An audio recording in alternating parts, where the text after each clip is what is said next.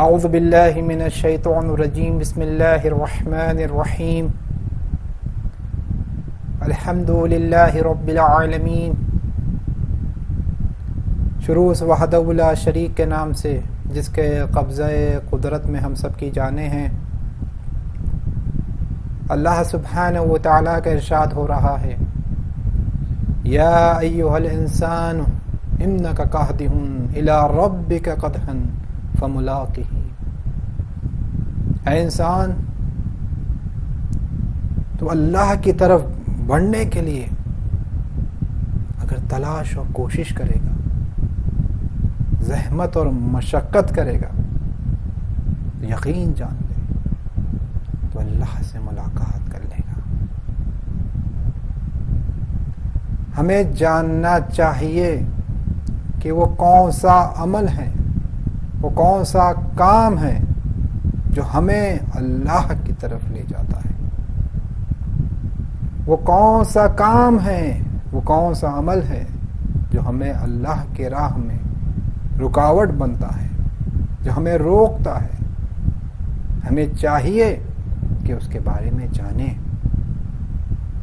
جاننے کے بعد اس سے پرہیز کریں، اور وہ عمل جو ہمیں اللہ کی طرف لے جانے کی صلاحیت رکھتا ہے، وہ عمل کو جاننا چاہیے۔ وہ عمل کو عمل صالح کہتے ہیں۔ ہم پہلے جانیں، پھر جا کر اس پر عمل کریں۔ پہلے ہمیں چاہیے کہ اس کے بارے میں علم حاصل کریں۔ جب علم حاصل ہو جائے گا، جب انسان عمل کرے گا، تو ہمیں چاہیے کہ اللہ کی راہ میں تلاش اور کوشش کریں، اور وہ چیزوں سے پرہیز کریں، گریز کریں، فرار اختیار کریں۔ رب العزت قرآن کریم میں فرما رہا ہے، فَفِرُّوا إِلَى اللَّهِ، فرار کرو وہ چیزیں جو تمہیں اللہ سے دور کر دیتی ہیں۔ فرار کر کے ہم جائیں کہاں؟ اللہ کی طرف جاؤ۔ إِلَى اللَّهِ فَفِرُّوا إِلَى اللَّهِ، اللہ کی طرف دوڑو، بھاگو۔ ہمیں چاہیے کہ کچھ وقت، اگر کہوں 5 دقیقے یا 5 منٹ اللہ کے لیے نکالیں، اکیلے میں، تنہائی میں وقت بتائیں اور اللہ سے بات کریں۔ جب انسان 5 منٹ اللہ کے لیے نکال لے گا، تو آہستہ آہستہ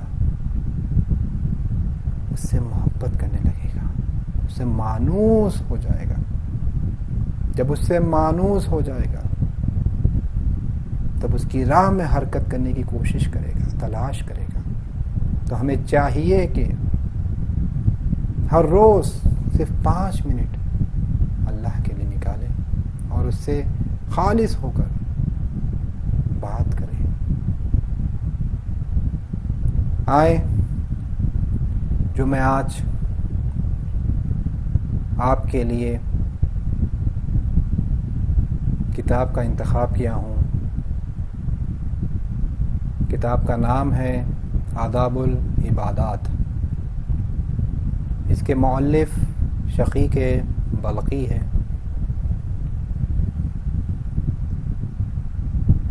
ان کی وفات 194 ہجری میں ہوئی ہے۔ یہ عرفوں میں کافی معروف ہے، مشہور ہے۔ بہت ہی مختصر بیان ہے مگر بہت مفید ہے۔ وہ اپنی کتاب میں بیان کرتے ہیں، وہ منازل کے متعلق بحث کرتے ہیں. 4 منزلیں وہ بتاتے ہیں. پہلی منزل زہد، دوسری خوف، تیسری جنت کا شوق، اور چوتھا اللہ سے محبت.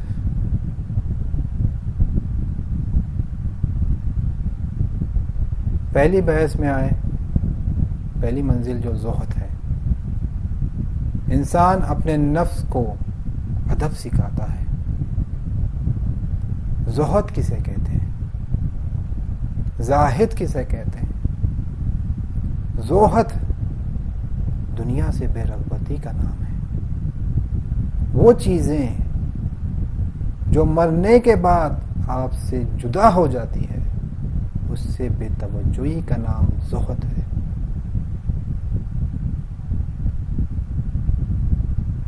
زہد وہ بے رغبتی ہے، چاہے وہ طلب آپ کی دنیاوی ہو، چاہے اخروی ہو، یا جنت کا شوق ہو یا طلب ہو.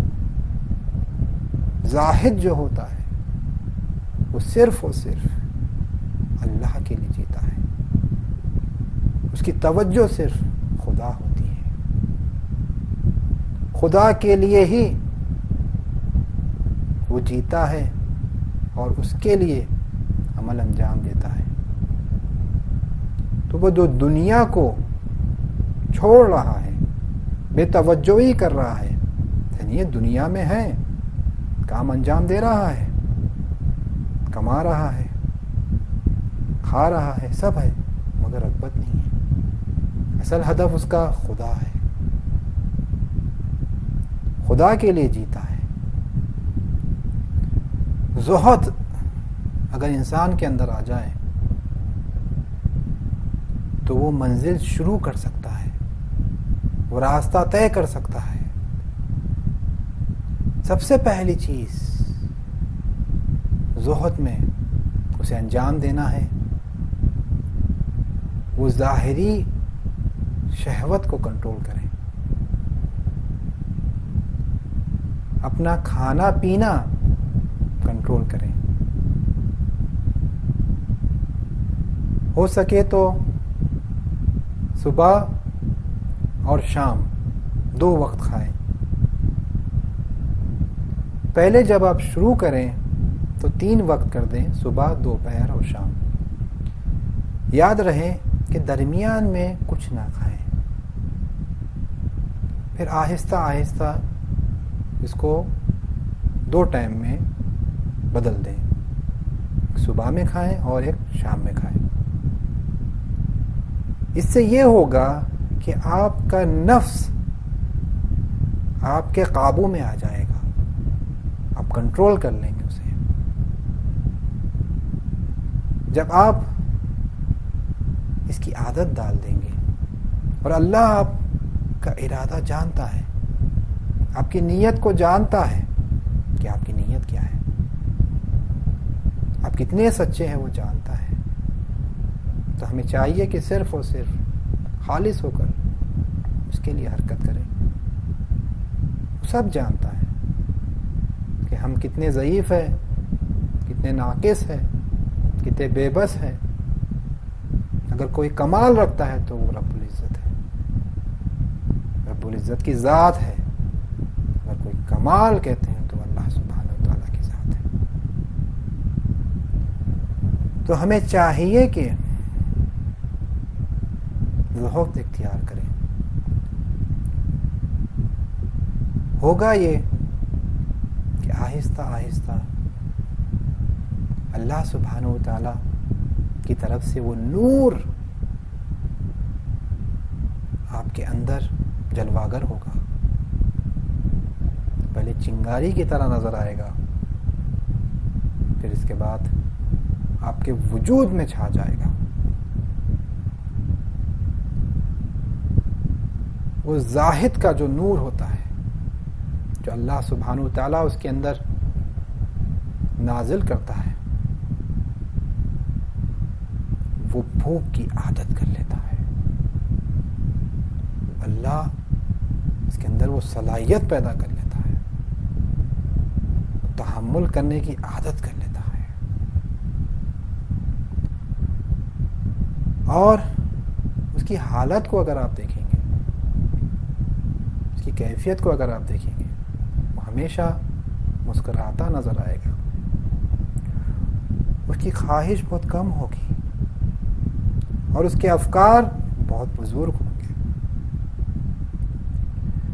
اور وہ جو عبادت کرتا ہے, وہ عبادت کا جو نور ہے اس کے چہرے سے واضح نظر آئے گا. لوگ اس کے چہرے کو دیکھیں گے تو واضح وہ عبادت کا نور ان کے چہرے پہ نظر آئے گا. یہ زہد ہے. انسان خالص ہو کر اللہ کے لیے حرکت کرے اور اللہ کے لیے وہ چیزوں سے بے رغبتی کرے. دوسری منزل میں وہ وارد ہوتا ہے. دوسری منزل ہے خوف, ڈر, یا ایک درد, یا انسان غمگین ہو جاتا ہے, اندوہ ہو جاتا ہے. خوف جب انسان میں طاری ہوتا ہے, کس چیز کا خوف؟ موت سے آگاہ ہو جاتا ہے. اس کا خوف, وہ آگاہ ہو جاتا ہے کہ اب موت آنی ہے, تو اب کیا کریں, کس طرح حرکت کریں. اس کے اندر ایک خوف سا طاری ہو جاتا ہے. دیکھیں, ایک ہوتا ہے خوف, ایک ہوتا ہے حزن, اور ایک ہوتا ہے خشیت. خوف کسے کہتے ہیں؟ خوف آئندہ کو لے کر انسان غمگین ہوتا ہے, ڈرتا ہے. ایک ہے حزن. حزن کیا ہے؟ حزن جو کر چکا پاسٹ میں, یعنی گناہ اس نے کل یا پرسوں یا کئی مہینے پہلے گناہ کیا ہے, اس کے متعلق وہ غمگین ہوتا ہے. درد اس کے اندر پیدا ہوتا ہے, ایک طرح کا ڈر اس کے اندر پیدا ہوتا ہے. یہ کہتے ہیں حزن ہے, اس کے پاس ہے, یعنی وہ حزن رکھتا ہے, غمگین ہے. خشیت کیا ہے؟ یہ خشیت کیا ہے؟ خشیت وہ بھی ایک خوف, ایک ڈر ہے, مگر وہ گناہ کی وجہ سے نہیں ہے. وہ اس منزل میں پہنچ جاتا ہے کہ وہاں پر وہ خدا کی عظمت کو دیکھتا ہے, دیکھتا ہے وہ کس کی بارگاہ میں ہے, اپنے وجود میں خدا کو پاتا ہے. خوف ستاری ہو جاتا ہے اس کے اندر. انما یخشی اللہ من عبادہ العلماء. عالم ہی, علماء ہی اس کے بندوں میں سے ایسے ہیں جو اللہ سے ڈرتے ہیں, خشیت رکھتے ہیں. وہ اولیاء خدا, نہ انہیں کوئی خوف ہوگا, نہ کوئی حزن ہوگا. الا ان اولیاء اللہ, آگاہ ہو جاؤ, اولیاء اللہ لا خوف علیہم ولا هم یحزنون. نہ انہیں کوئی خوف ہوگا, نہ حزن ہوگا. یہ وہ حالت سے وہ تاریخ, اس پر جو حالت طاری ہوتی ہے, وہ جو خوف پیدا ہوتا ہے, وہ محسوس کرتا ہے اپنے وجود میں, اللہ سبحانہ و تعالیٰ کو محسوس کرتا ہے.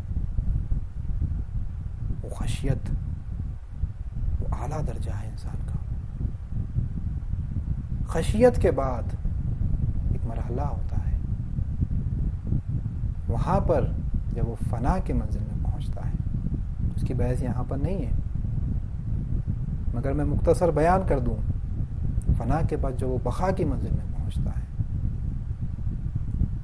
تو وہاں وہ خشیت الہی بھی سے ختم ہو جاتی ہے،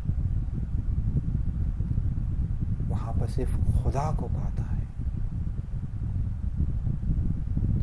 یہ جو خوف ہے اس کے اندر زہد کے بغیر نہیں آ سکتا، اس کے اندر زہد آنا ضروری ہے، بعد میں وہ خوف اس کے اندر پیدا ہوگا۔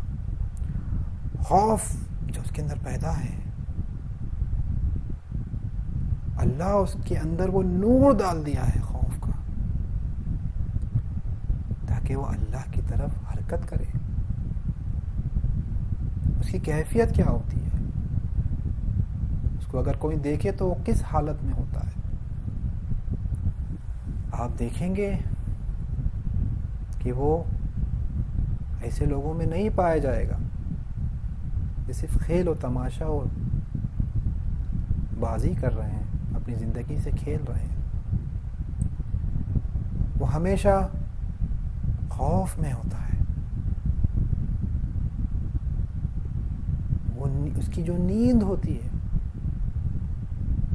وہ جو بہت کم سوتا ہے اور ہمیشہ اللہ کی بارگاہ میں روتا ہوا نظر آئے گا، عبادت کرتا ہوا نظر آئے گا،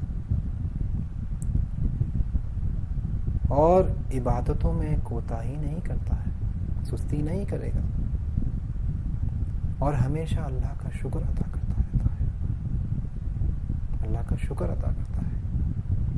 یہ خوف اگر اس منزل سے وہ پار ہو جائے، اس کے بعد آتا ہے جنت کا شوق، تیسری منزل جو اس کے اندر خوف پیدا ہوئی ہے۔ اللہ سبحانہ و تعالیٰ اس خوف کو کم کرنے کے لیے جنت کا شوق اس کے اندر ڈال دیتا ہے۔ تو ایک چیز اس کے اندر پائی جاتی ہے، وہ تفکر، وہ فکر کرتا ہے، اللہ کی نعمتوں کو دیکھتا ہے۔ اللہ سبحانہ و تعالیٰ کا ارشاد ہو رہا ہے، سنورہم آیاتنا فی الآفاق وفی انفسہم، اس آفاق میں تفکر کرتا ہے، فکر کرتا ہے۔ وہ ناقص ہے، وہ کمال تک پہنچنا چاہتا ہے۔ وہ جو حرکت ہے وہ فکر ہے، وہ فکر کرتا ہے تاکہ وہ کمال تک پہنچ جائے، اس علم کو حاصل کر لے۔ وہ انسان تفکر سے، فکر کر کے اس رازوں کی طرف دوڑتا ہے،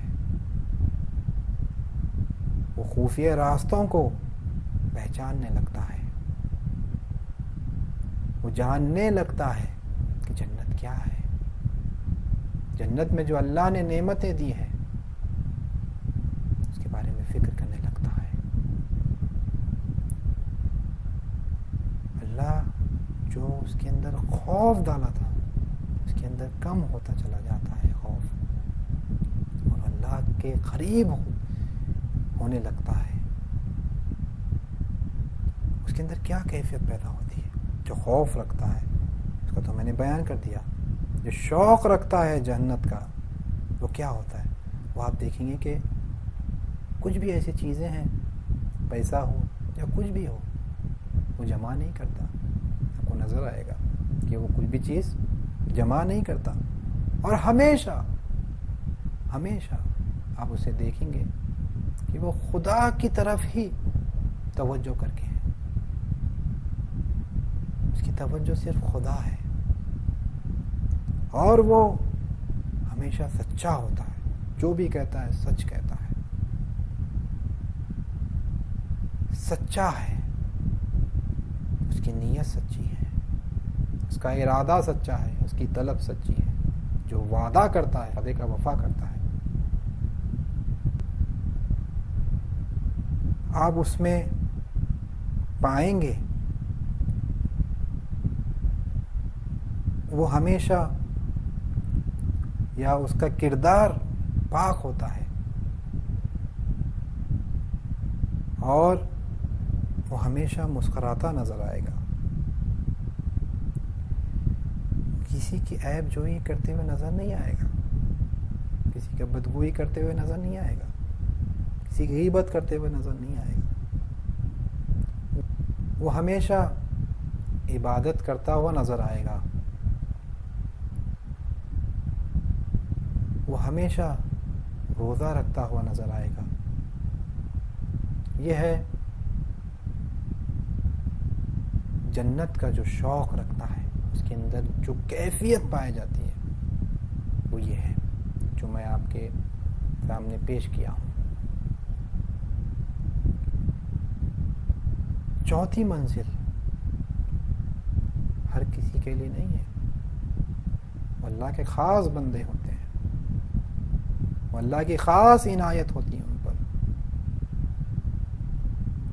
خدا ان کو دوست رکھتا ہے, ان کا کردار پاک ہے, وہ گناہ سے پاک ہے, وہ عیب سے پاک ہے. اللہ اس کے اندر اس کی محبت کا نور ڈال دیتا ہے. اس کی کیفیت کیا ہے؟ ان لوگوں کی کیفیت کیا ہوتی ہے؟ وہ صرف خدا کو دوست رکھتے ہیں, خدا کے لیے جیتے ہیں. آپ دیکھیں گے جو چیز خدا کو پسند ہے وہ انہیں پسند ہے, جو چیز سے خدا بیزار ہے وہ بھی بیزار ہے. وہ ہمیشہ آپ کو مسکراتے نظر آئیں گے اور جب وہ لوگوں کے درمیان میں جائیں گے تو صرف اللہ کے متعلق بات کریں گے اور لوگ ان سے محبت کرنے لگیں گے. اس کو دیکھ کر اللہ سے محبت کرنے لگیں گے. یہ کیفیت ہے اس اولیاء خدا کی, وہ بندے خدا کی جس پر اللہ کی خاص عنایت ہے. اللہ نے خاص ان پر نظر و کرم کیا ہے. یہ چوتھی منزل ہے. وہ نور جو خوف کا نور ہے, وہ جو زہد کا نور ہے, وہ جو جنت کا شوق کا نور ہے.